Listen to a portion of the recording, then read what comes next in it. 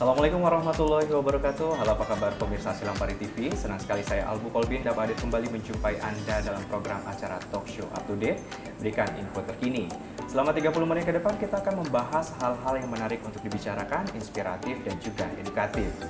Pemirsa Silampari TV, sebagai makhluk sosial, tentu saja kita harus memberikan manfaat untuk lingkungan sekitar dan memberikan manfaat agar kehidupan lebih berarti bisa melalui prestasi. Dan untuk itu, kita kali ini akan mengangkat tema tentang penyuluh KB Lubuk Linggau berprestasi nasional. Dan telah hadir bersama kita semua narasumber spesial, yaitu Mas Apilion Joniko MPD. Beliau merupakan penyuluh KB di Dinas PPKB Kota Lubuk Linggau. Dan langsung saja kita berbincang dengan Mas Niko. Halo, Assalamualaikum.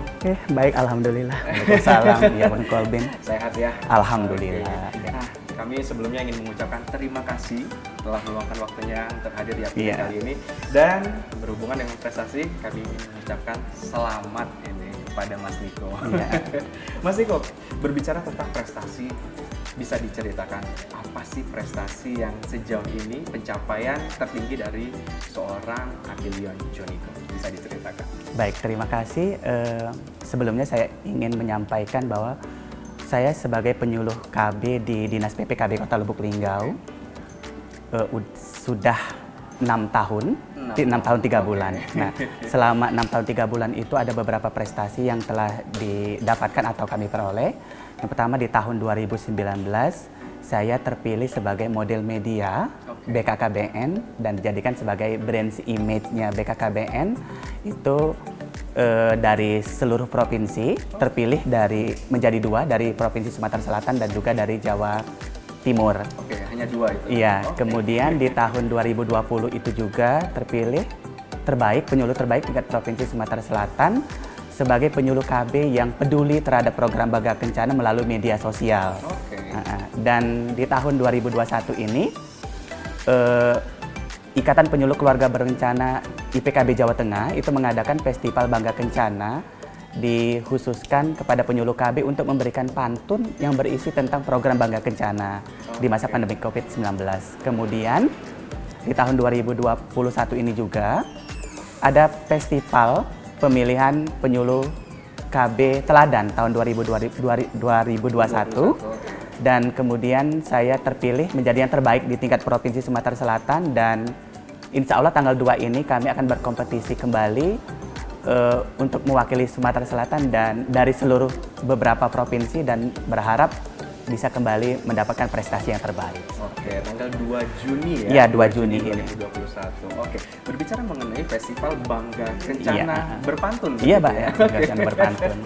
Oke, sejauh ini untuk konsep sendiri, kita berbicara masalah konsep begitu. Iya. Itu festival ini sendiri tim atau perorangan atau seperti apa? Tentu saja mewakili dinas ya? Iya, mewakili dinas di setiap perwakilan BKKBN.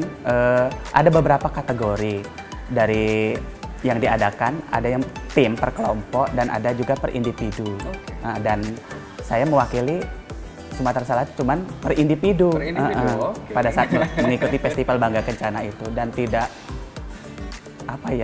menyangka bisa gitu mendapatkan predikat yang terfavorit pertama gitu. Favorit pertama. Berarti kita sejauh ini sudah sampai ke titik provinsi ya? Iya. Oke. Dan awal mula kita berbicara tentang awal mula. Awal mula itu mewakili kota begitu? Iya. Kita diseleksi terlebih dahulu di tingkat kota, kabupaten kota masing-masing. Untuk Sumatera Selatan kan ada 17 kabupaten kota. Kemudian sudah mewakili setiap penyuluhnya itu diseleksi kembali di tingkat provinsi. Kemudian dari provinsi sudah dapat 1 terbaik pertama, baru dikirimkan ke tingkat nasional seperti itu. Oke, berarti memang sudah mencapai beberapa tahapan begitu iya, ya? betul sekali. Dan setiap tahapan itu berbeda dong? Maksudnya pantunnya sendiri dari materi yang kita buat itu apakah dengan bahan yang sama? Atau pada saat di kota sudah menang, ke provinsi itu menggunakan materi yang lain? Untuk materinya tetap yang sama, yang awal kita buat itu untuk ke tingkat nasional pun sama seperti itu. Sama seperti itu. Jadi kita sudah mengonsep apa yang akan disampaikan khususnya tentang program Bangga Kencana itu sendiri. Oke.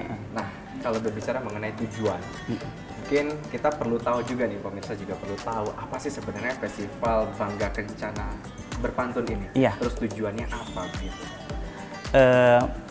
IPKB Jawa Tengah mengadakan kegiatan Festival Bangga Kencana Berpantun itu adalah biasanya kan seorang penyuluh KB ini menyampaikan sosialisasi, Betul. penyuluhan, baik door to door ataupun melakukan suatu pertemuan, perkumpulan. Tetapi metode atau caranya kan hanya seperti itu saja, seperti kayak kita mengajarin orang. Tapi IPKB Jawa Tengah itu membuat suatu inovasi, Inovasi yang baru iya, gitu ya. inovasi yang baru bagaimana menyampaikan atau sosialisasi. Temanya tuh tentang Bangga Kencana, tetapi dibuat seperti pantun seperti itu. Dan harapannya dari seluruh penyuluh KB yang ada di Indonesia bisa dalam arti menyelipkan setiap visi dan misi program Bangga Kencana itu melalui sebuah pantun, dibuat semenarik mungkin seperti itu. Menarik mungkin gitu.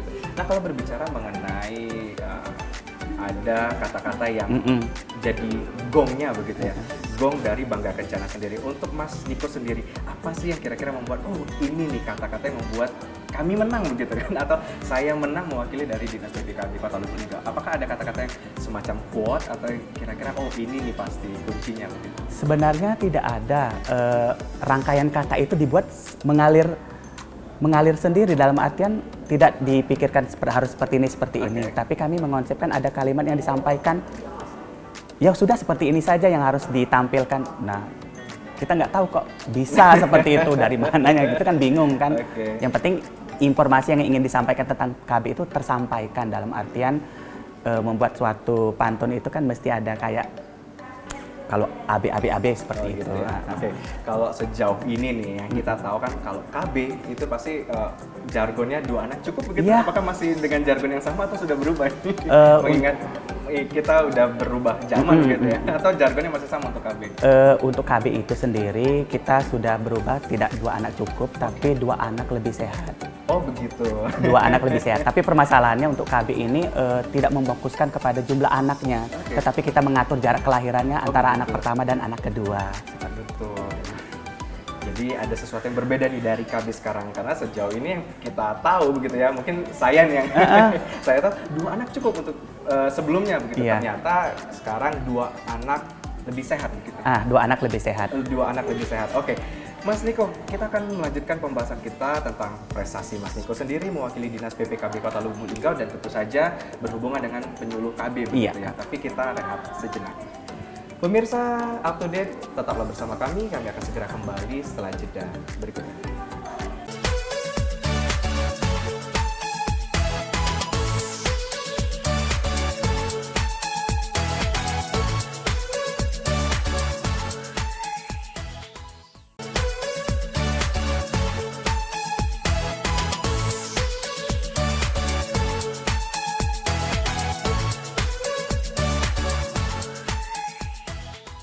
Terima kasih Anda masih bersama Up to Date, berikan info terkini. Masih bersama saya Albu Kolbin dan narasumber spesial kita yaitu Mas Apilion Joniko MPD. Beliau merupakan penyuluh KB di Dinas PPKB Kota Lubuk Linggau.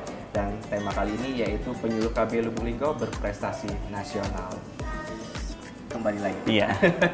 Kalau berbicara mengenai tema nih, penyuluh KB berprestasi nasional gitu ya. Wow. Apa perasaan dari Mas Niko sendiri pada saat bisa sampai ke titik ini?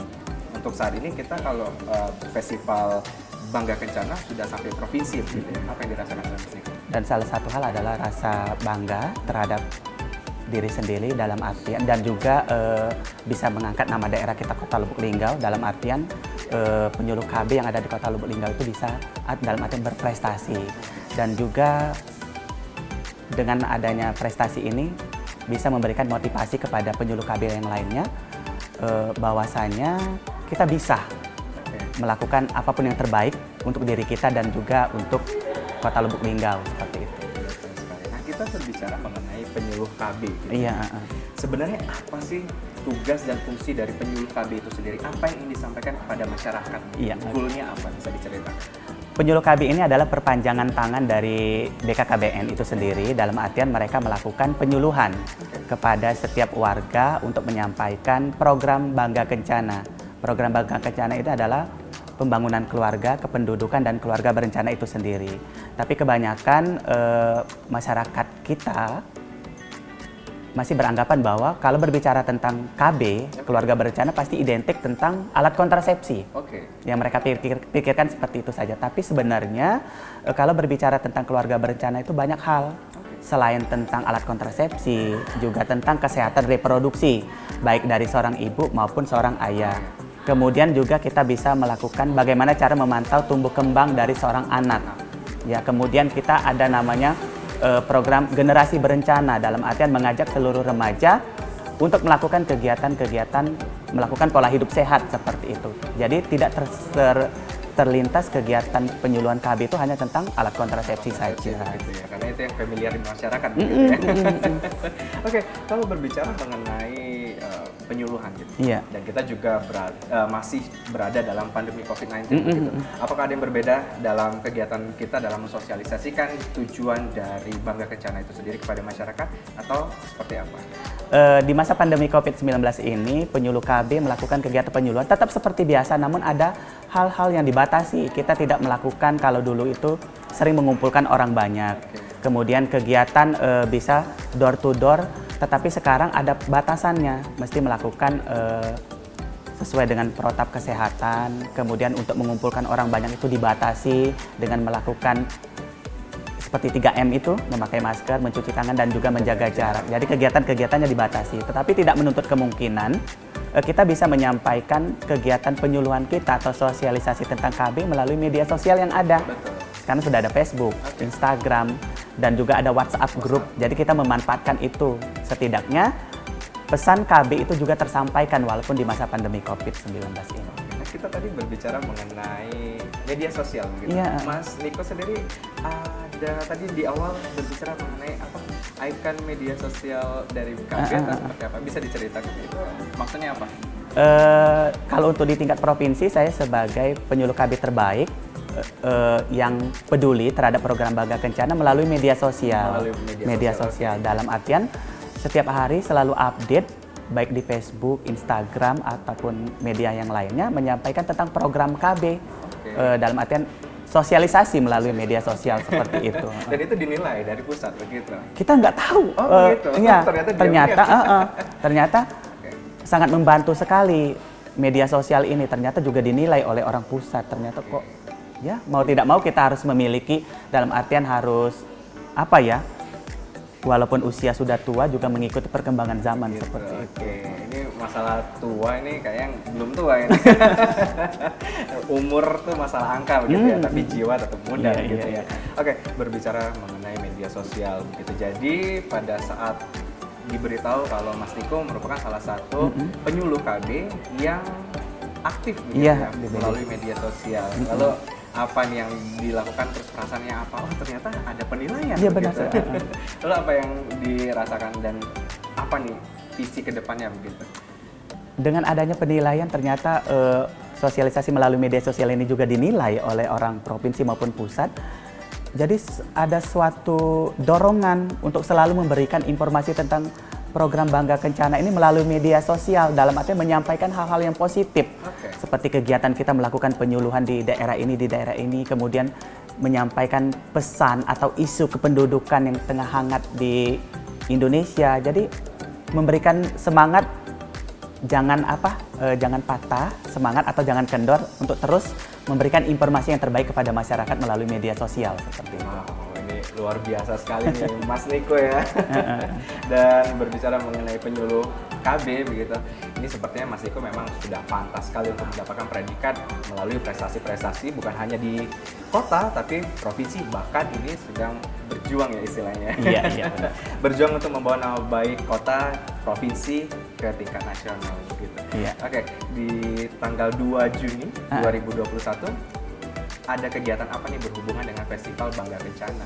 Nah, untuk Festival Bangga Kencana di tanggal 2 ini nanti itu ada tahap terakhir di mana yang sudah masuk di tahap tingkat nasional ini melakukan paparan tentang inovasi penyuluh KB, bagaimana cara mengajak masyarakat, mereka yang tidak tahu tentang program KB itu jadi tahu, dan mereka yang tidak ber-KB jadi ikut ber-KB, dalam artian mereka tidak terlalu tabu mengenal istilah KB. Jadi tanggal 2 saya melakukan paparan secara virtual dan itu langsung dinilai nanti oleh tim pusat. Nah ini masih kalau dari festivalnya tadi itu berpantun begitu. Jadi apakah pada saat memberikan paparan harus sambil berpantun ini atau seperti apa nih Mas Niko?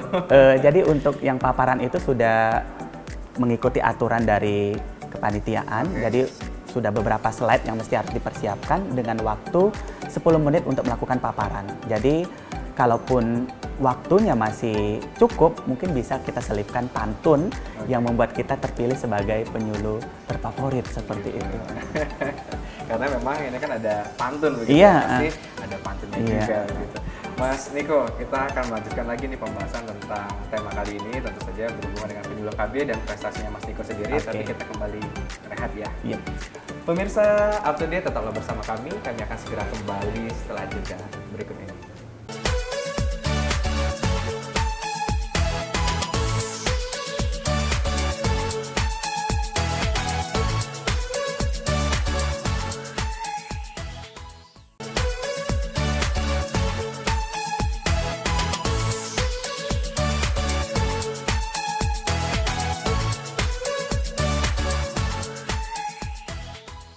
Pemirsa Up to Date, terima kasih Anda masih bersama kami dan kita akan melanjutkan pembahasan tema kali ini yaitu penyuluh KB Lubuk Linggau berprestasi nasional bersama narasumber spesial kita yaitu Mas Apilion Joniko MPD. Beliau merupakan penyuluh KB di Dinas PPKB Kota Lubuk Linggau. Mas Niko, ini nggak terasa nih, udah masuk ke segmen ketiga begitu ya. Mas Niko, kita berbicara tentang KB gitu. Dan sebagai penyuluh KB, apa sih suka duka dari Mas Niko sendiri menjalani profesi sebagai penyuluh KB yang sudah 6 tahun nih, waktu yang singkat ya, Oke, bisa diceritakan. Suka dukanya, untuk sukanya menjadi penyuluh KB itu enak sekali, dalam artian ketika melakukan penyuluhan, kita keliling ke setiap daerah di seluruh Kota Lubuk Linggau. Iya, jadi dengan menggunakan motor dinas KB itu, jadi kita keliling ke setiap daerah itu kan ada rasa nuansa tersendiri, enak banget seperti itu. Nah, bisa melakukan penyuluhan, terus memberikan sesuatu yang terbaik kepada setiap keluarga, baik itu para calon pengantin pun seperti calon pengantin, kemudian juga pasangan usia subur. Kita memberikan penyuluhan, disambut dengan baik. Jadi apapun yang kita berikan, sejauh ini keluarga sangat respon dengan apa yang kita lakukan. Namun kendalanya yang dihadapi di lapangan, masih ada beberapa warga yang beranggapan kalau kita melakukan penyuluhan pasti identik alat kontrasepsi itu saja yang mereka pikirkan. Jadi di masyarakat begitu. Iya, jadi kan misal bawa motor nih, bawa motor KB, pasti ditanya di dalam boxnya ada alat kontrasepsi nggak, seperti itu. Jadi pikiran seperti itu, jadi image orang kalau berbicara tentang KB pasti pikirannya alat kontrasepsi, padahal tidak seperti itu. Karena kan dari tadi saya bilang 2 anak nih, entah 2 anak cukup atau 2 anak sehat, berarti ada pembatasan. Pembatasan. Nah kemudian juga berbicara KB 2 anak cukup, orang pikir seperti itu. Tapi sekarang berubah menjadi 2 anak lebih sehat. Nah orang berpikiran, kenapa sih kok jumlah anak mesti dibatasi? Betul. Karena kan anak itu kan adalah anugerah. Nah kami menyampaikan bahwasanya kami program KB ini tidak memberikan batasan kepada setiap keluarga yang ingin memiliki keturunan. Mau anak pun berapa, itu kan adalah hak reproduksi dari setiap manusia atau setiap orang. Tapi yang kita harapkan itu adalah jarak antara kelahirannya, anak pertama dengan anak kedua itu ada jaraknya. Sedangkan kalau di agama sendiri kan untuk jarak itu kan masa menyusui itu kan minimal 2 tahun, seperti itu. Nah jadi kita melakukan kalau bisa pada saat melahirkan anak pertama dan anak kedua itu ada jeda, ada jaraknya. Nah untuk mengatur jaraknya itu makanya ada namanya alat kontrasepsi KB. Bisa menggunakan pil, suntik, kondom, implan, IUD, ataupun apa, itu dikembalikan kepada pilihan dari setiap pasangan usia subur, tidak ada paksaan. Dan juga setiap antara ibu yang satu dan ibu yang kedua, misal katakanlah ibu yang pertama menggunakan KB suntik, kemudian ibu yang kedua dia mau ikut-ikutan menggunakan KB suntik juga, itu tidak bisa karena kita dilihat dulu kesehatan dari seorang ibu itu sendiri. Iya, kondisi masing-masing itu sesuainya seperti apa. Kan banyak nih, saya nggak cocok KB ini, KB itu kan setiap orang berbeda-beda. Apalagi kalau ibu-ibu takut melar. Nah, banyak seperti itu. Anggap, ya ada juga yang seperti itu karena sebenarnya penentuan jenis alat kontrasepsi KB itu ditentukan oleh ibu yang bersangkutan. Tetapi kita memberikan penyuluhan bahwasanya setiap alat kontrasepsi itu ada keunggulan, ada kelebihan dan kekurangannya. Nah, jadi untuk mengambil keputusannya itu dikembalikan kepada ibunya mau menggunakan apa dan juga persetujuan dari suaminya. Oh begitu, jadi tetap sesuai dengan prosedur yang ada begitu Iya, ya. benar. Kita nggak serta-merta, oh ini harus begini, harus begitu, begitu ya. Oke, Mas Niko, sebenarnya masih banyak nih yang bisa kita bahas tentang KB begitu dan juga prestasi Mas Niko sendiri. Tapi waktu juga yang memisahkan. Tapi sebelum kita berpisah, kita dari tadi berbicara tentang prestasi, terus berhubungan dengan pantun. Kayaknya nggak lengkap kalau kita nggak dengerin pantun nih dari Mas Niko ini. Iya. Bisa diberikan pantun kepada pemirsa di rumah? Iya, boleh. Oke, silahkan. Ini adalah ajakan untuk masyarakat melalui sebuah pantun. Duduk bersimpuh menghadap Ka'bah, meminta berkah pada Sang Pencipta. Wahai ayah bunda yang ada di seluruh Indonesia, jangan lupa ikut program Bangga Kencana, tunda kehamilan di saat pandemi COVID melanda. Oke, beri tepuk tangan dulu nih buat Mas Niko. Kalau kita nih sebenarnya waktunya udah mepet begitu ya, tapi ini agak penasaran juga nih. Pada saat lomba Bangga Kencana sendiri kemarin, itu dalam bentuk video atau seperti langsung live streaming atau seperti apa? Kita mengirimkan video. Video jadi begitu. Video sudah jadi langsung dikirimkan. Kemudian kita juga post di media sosial dan juga dinilai oleh tim. Wow, baiklah, dan kita juga memberikan doa nih. Amin. Untuk Mas Niko dan juga PPKB Kota Lubuk Linggau Iya. ya. Nanti 2 Juni 2021 Mas Niko akan memberikan paparan Iya. gitu, sehingga bisa ke nasional ya. Ke nasional. Semoga menang kali ini Amin, Kota amin, Lubuk amin. Linggau ya. Oke, amin. Baiklah, Mas Niko, terakhir lagi nih, apa sih harapan dan juga himbauan pada masyarakat yang berhubungan dengan KB? Silakan. Baik, himbauan kepada masyarakat Kota Lubuk Linggau, tidak banyak. Ayo ikut KB, 2 anak lebih sehat. Terima kasih. Oke, terima kasih sekali lagi kepada Mas Niko. Semoga kita diberikan kesehatan, keselamatan, Amin. sehingga kita bisa bertemu lagi di episode berikutnya untuk membahas tema lainnya. Baiklah pemirsa Up to Date, terima kasih Anda telah menyaksikan Up to Date untuk tema kali ini, yaitu penyuluh KB Lubuk Linggau berprestasi nasional bersama saya Albu Kolbin dan narasumber spesial kita yaitu Mas Apilion Joniko MPD. Beliau merupakan penyuluh KB di Dinas PPKB Kota Lubuk Linggau. Tetap saksikan Up to Date di episode berikutnya hanya di Silang Pari TV punya kita kali. Saya Albu Kolbin bersama tim Up to Date pamit. Sampai jumpa.